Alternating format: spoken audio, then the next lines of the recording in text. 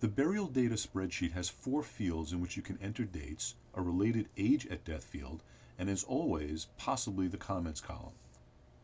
The English date fields are pre-formatted so that entries will be entered as text and not dates.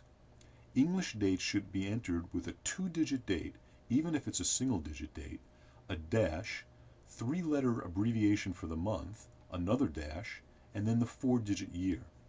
When dates are represented this way, there will be no question as to what the date was supposed to be.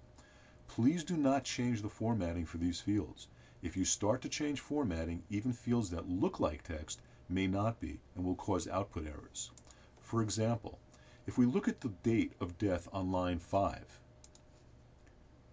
it appears as if the cell is formatted as text.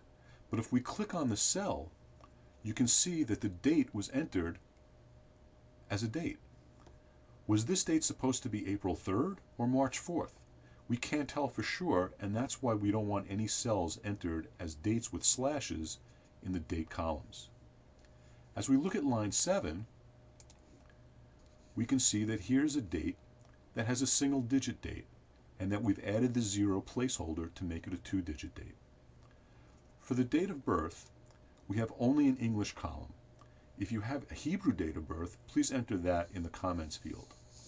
Rules for the date of birth, the English date of death, and the date of burial are all the same. For Hebrew date of death, the rules are a little more flexible. Sometimes dates are referred to based on a holiday or the first of a month. Entries in this field are also formatted as text. Some headstones may not have any dates, but may give an age at death. Enter that information in years in the age at death field. If less than a year or a combination of years, months, and/or days, please enter that information in this field.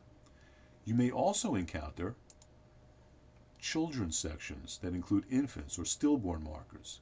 Please enter the names and the dates as you would for any other record. These headstones typically have the parents' names or initials, so you can enter them in the appropriate columns. You can also enter infant or child in the comments section. Now we'll look at the last 2 data fields, plot location and comments.